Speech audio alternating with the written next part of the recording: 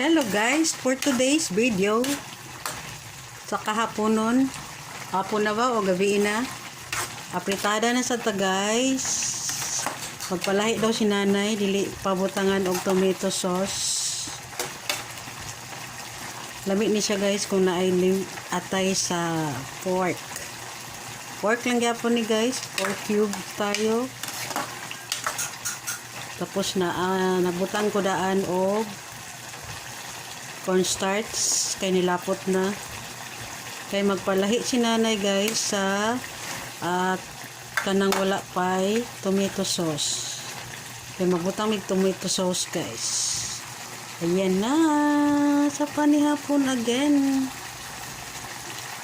pork again tayo. Okay, kulo na guys. Thanks for watching.